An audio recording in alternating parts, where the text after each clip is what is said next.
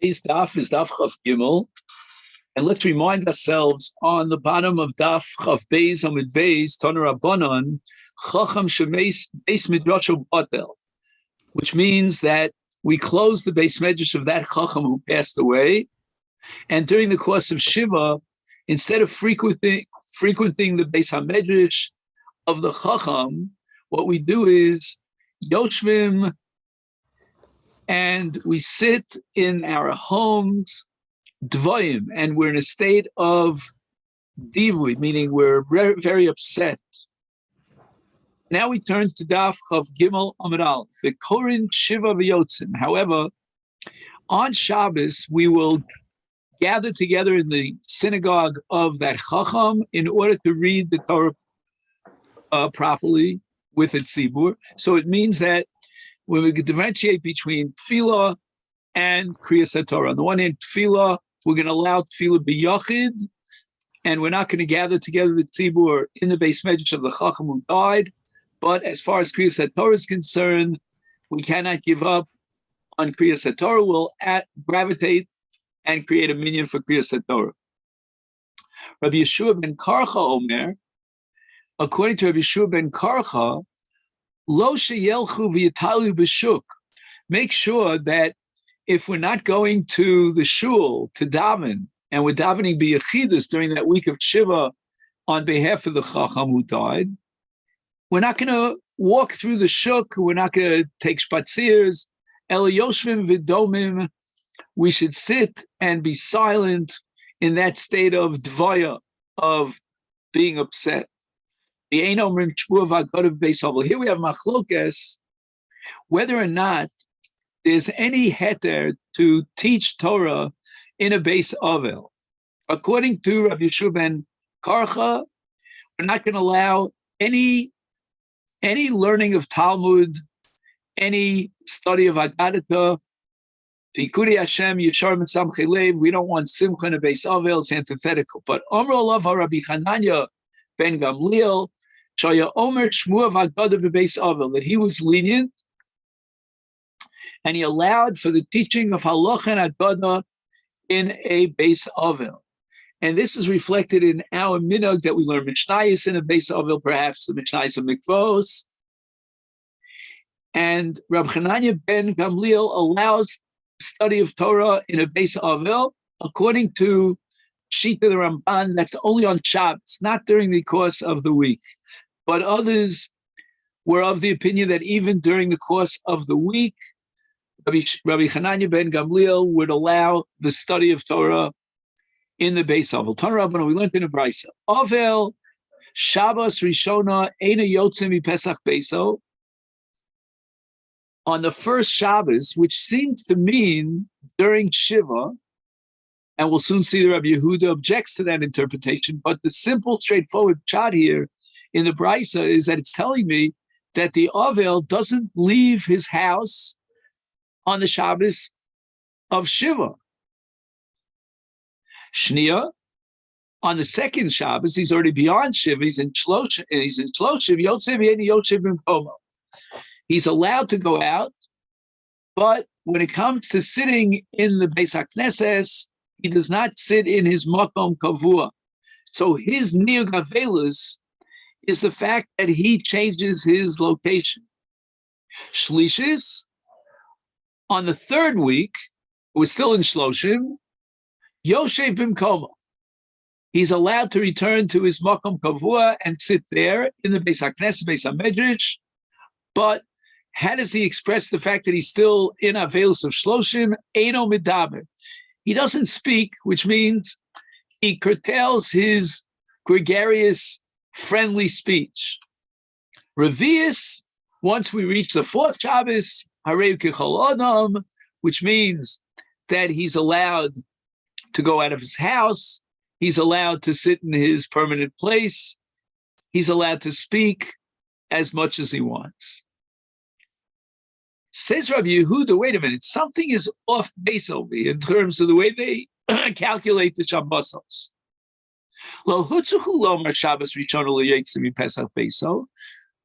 It doesn't make sense that the Brisa would tell me that he's not allowed to leave his house on the first Shabbos during Shiva, There is no heter for him to leave his house. He's in a Beis Ovel.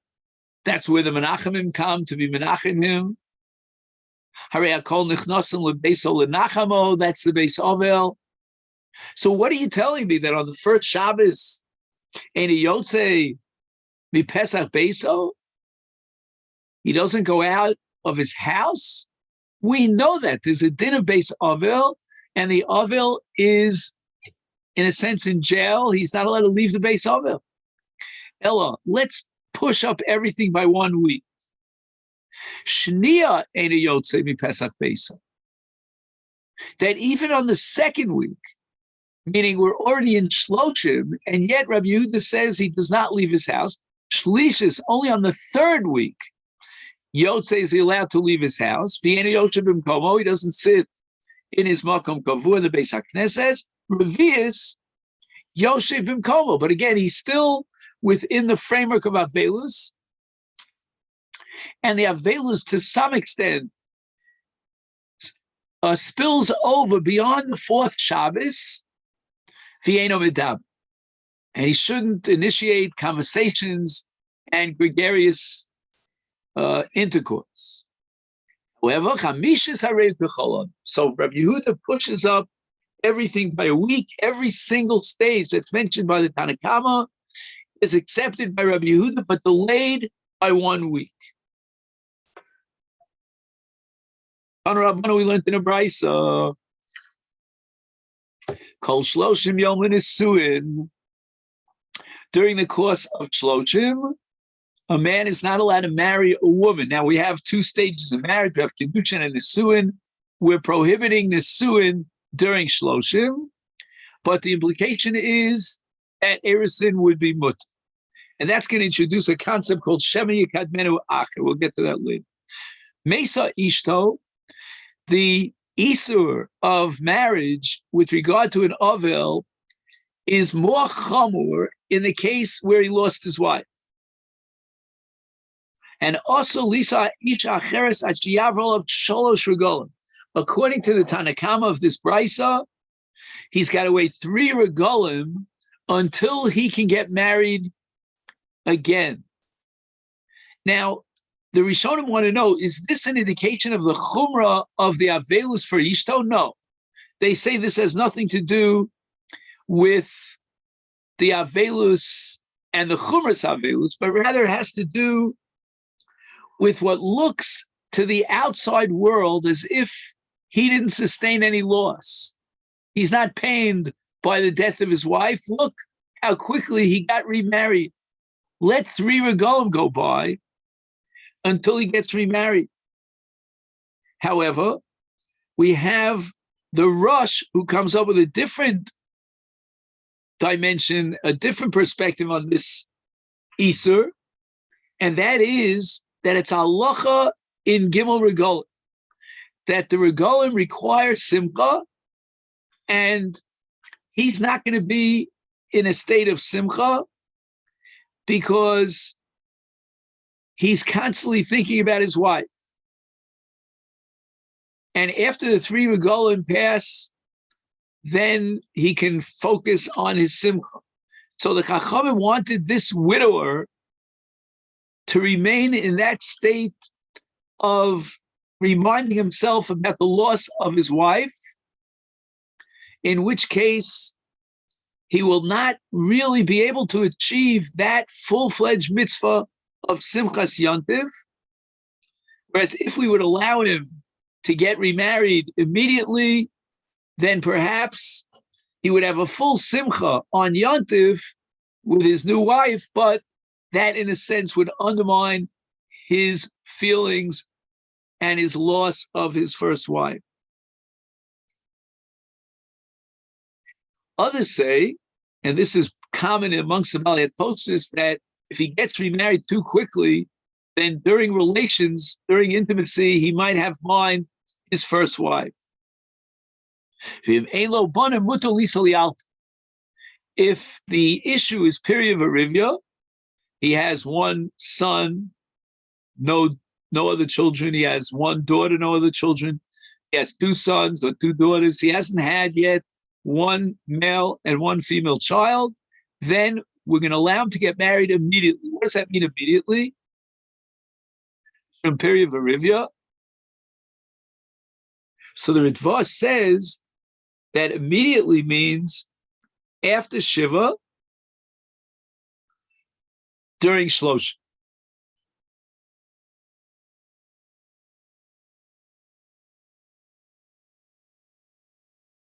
And the Shulchan Aruch makes a pshara here. He says that we're going to allow him Erisin if he doesn't have the mitzvah period of Arivia fulfilled, and that's immediate, even during Shiva.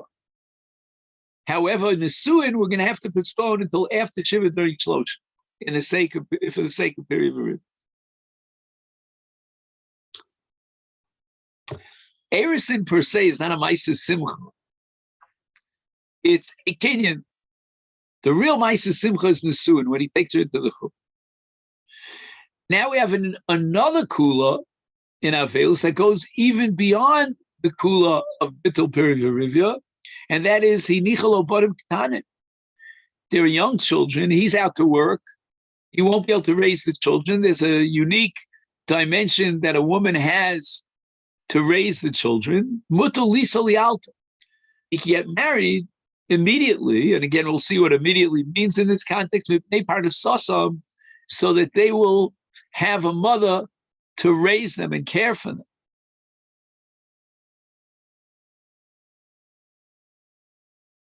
Once again, we have the same pshara of the Shulchan Aruch in Yeridea, and that is that he's allowed to perform Erisin immediately during Shiva. However, he should postpone the Nisuin until after Shiva and consummate the marriage during Shlosh. Maisa shemesa ishto shor Yosef HaKohen fi omer lachoso bebeis hakvaros lechiu parnasias b'nei achosech. Meaning, raise your sister's children. Be the mother, not just an aunt, for your sister's children. And he was implying that we should get married. And apparently, he did implement Erisin during Shiva, immediately after the Kvura of his wife, even in the cemetery itself. But he did not have relations with her until a longer period of time.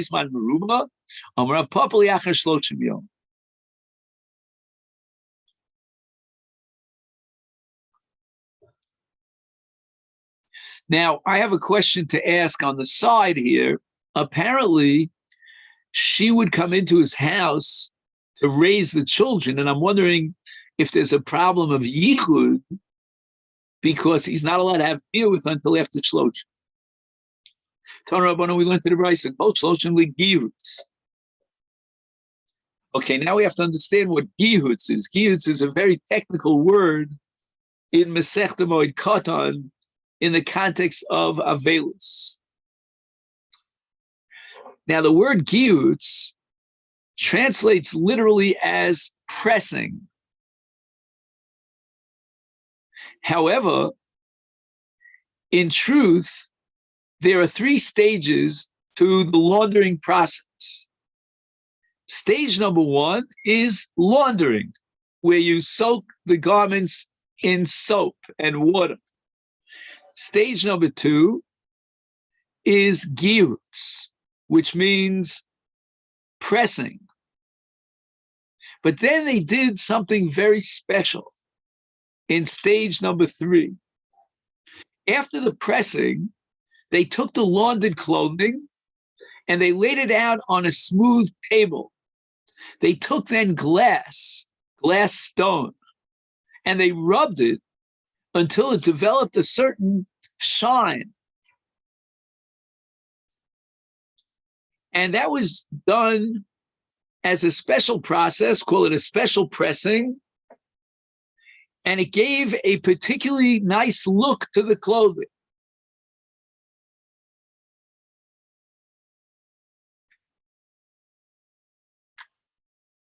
And that's called machbesh. So we have gihutz, which is pressing, and then machbesh, with this special pressing after pressing, and they gave it a beautiful shine.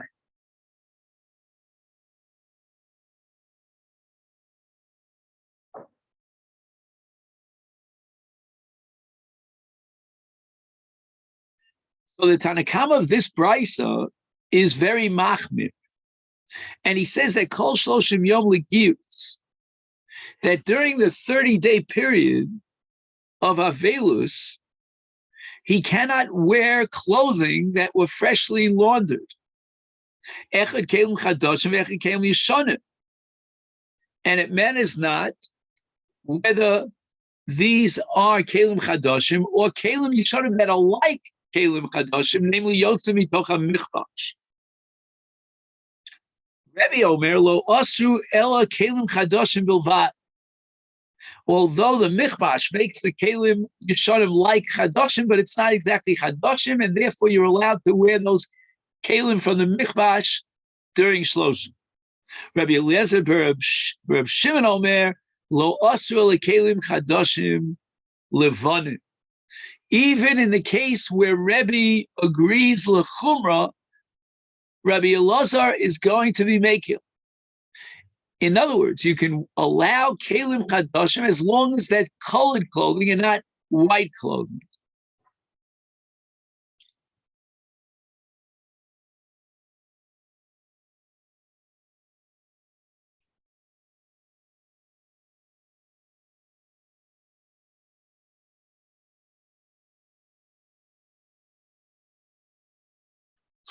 Abaye Nofak Begarda de Sarbala. Again, I can't tell you what this is about, this Garda de Sarbala. I don't have a picture of it. The English, he translates it as teaseled, a teaseled coat. Anyway, certainly it's a very special garment and it looks brand new. And Kerebi, since it wasn't brand new, Abaye relied on Rebbe, who is Mekil, and he held lo asr l'kelim chadoshim bilvad. Rava Nafik, Rava accepted an even greater kula, and he went out during shloshim b'chimutza romisa sumakta. So as far as the Aramaic is concerned, I'm familiar with the word sumakta. Sumakta is red. Sumka. Chimutza is some sort of a garment, and romisa means it's new.